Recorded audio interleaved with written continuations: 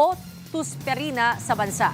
Ito ay matapos makapagtala ng 28 bagong kaso mula noong March 10 hanggang March 16. Bate po sa report ng DOH, kung ikukumpara sa kaparehong panahon noong 2023, ay nasa 20 beses na mas mataas ang mga kaso ngayong taon. 4 na po na ang naiulat na namatay dahil sa pertussis. Bukod sa Metro Manila, nakitaan din ang pagtaas ng kaso ng pertussis sa Calabarzon, Western Visayas, Mimaropa at Central Visayas. Lumabas din sa datos na 6 sa bawat 10 mga nagkakasakit ay mga sanggol na nasa 6 na buwan pababa. 7 rin sa bawat 10 ay hindi bakunado o hindi alam ang vaccination history. Samantala, hinihikayat naman ng DOH ang publiko ng voluntaryong pagsusuot ng face mask. Hindi lamang umano napipigilan nito ang pagkalat ng pertussis, kundi maging ang iba pang mga sakit. Wala pang isang linggo mula nang ideklara ng Pag-asa ang pagsisimula ng panahon ng tag-init, damang-dama na ang matinding init sa iba-ibang bahagi ng bansa. Bukod naman sa palagi ang pag-inom ng tubig, may iba pa mga paraan para mapanatili ang ginhawa kapag nakadarama ng labis na init. Nagpapatrol, Rafael Bosano. Ito ang karaniwang eksena sa mga kalsada tuwing papalo ang init. Si Erlinda na binabantayan ng apo, aminadong gusto na rin magtampisaw. Siyempre, kung mainit, lulublob na rin ako. Liligo ako sa maga, tapos sa gabi, para medyo malamig. Kasi kahit may ventilador ka, napawisan ka rin ako. Kaya ligo muna ako. Kahapon, umabot sa 38 degrees Celsius ang temperatura sa San Jose Occidental, Mindoro na pinakamainit ngayong taon. Pero mas mataas pa ang heat index o yung naramdamang init ng katawan dahil sa epekto ng moisture na umabot sa 43 degrees Celsius. Maituturing itong delikado lalo na kung matagal nakabilad sa init. Babala ng isang doktor, huwag baliwalain sakaling makaramdam ng matinding pagkauhaw. Ang dehydration kasi pwedeng magdulot ng tinatawag na electrolyte imbalance sa ating katawan. May paraan din para malaman kung bumababa na ito.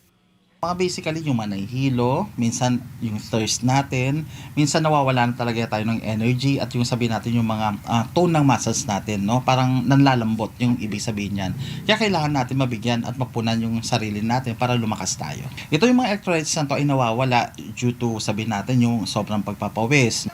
Bukod sa pag-inom ng tubig at electrolyte drinks, may mga paraan din para mapanatili ang ginhawa ng katawan. Kung may bimpo tayo, no, pwede nating ipunas, ibasain natin yung bimpo, punas natin sa mukha natin, sa balat natin, o kaya kung sobrang init talaga basain natin, pwede natin ilagay sa ulo natin o kaya sa batok natin, no? Okay. Para at least naman yung heat, no, pwede kasing i-absorb ng water. Ginhawa rin ang dala ng pagkain ng malalamig gaya ng halo-halo at ice cream. Pero dapat ding maintindihan na paiigtingin din ito ang ating uhaw.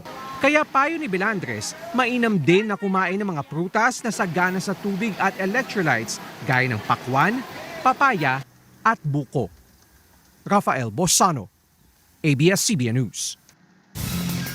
Alamin kung ano-ano pa ang mga sakit na pwedeng maidulot ng sobrang init at kung paano ito maiiwasan. Para hindi ka mapa-OMG sa usaping health at wellness, sagot ka ng OMD na mapapanood sa YouTube channel ng ABS-CBN News ngayong linggo, 3 p.m.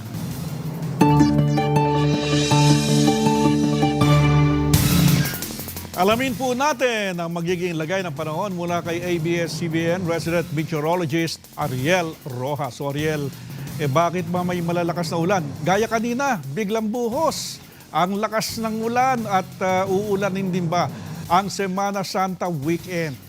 Henry, nakaranas nga ng malakas na ulan hindi lang sa Metro Manila maging sa may Northern at Central Luzon.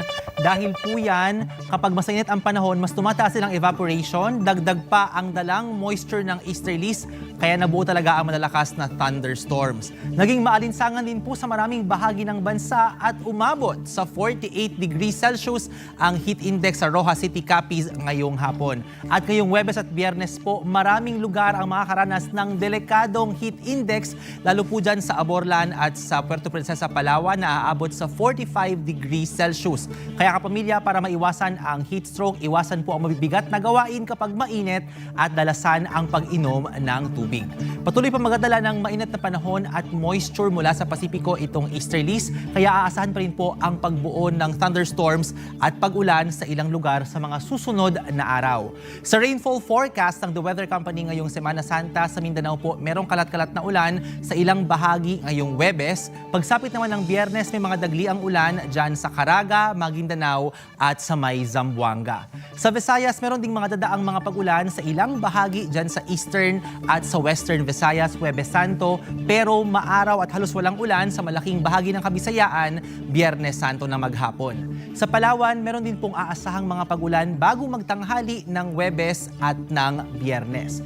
Pero sa Luzon, Huwebes Santo po ng hapon hanggang gabi, may malalakas na thunderstorm sa Northern at sa Central Luzon. Pagsapit naman ng Biyernes Santo, umaga may mga pag-ulan sa silangang bahagi po ng Aurora at ng Isabela at malakas muli ang thunderstorm sa hapon sa may Ilocos, Cordillera, Zambales at Tarlac. Tayo po sa Metro Manila kukulimlim at may posibleng mga pag-ulan Huwebes, Biyernes at Sabado de Gloria, pero sa Easter Sunday, maaraw po at tuyo ang panahon. Yan po ang update sa lagay ng panahon. Ako po si Ariel Rojas. Have a meaningful Holy Week po at ingat kapamilya.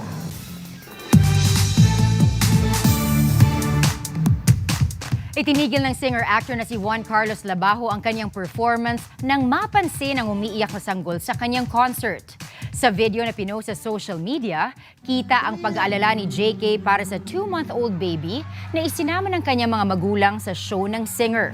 Bumaba ng stage si JK at kinarga ang sanggol matapos tanungin ang mga magulang kung may earmuffs o pantakip ito sa tenga dahil sa lakas ng ingay.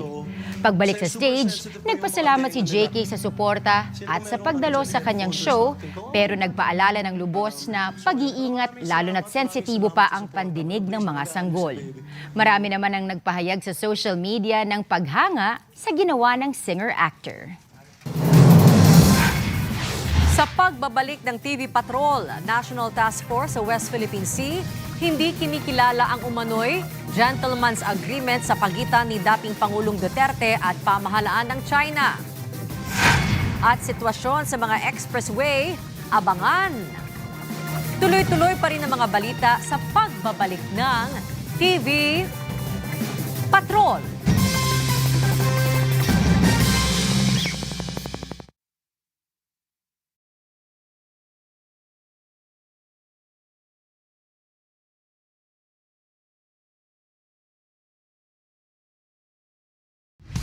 Your weekday primetime habit is a sure hit on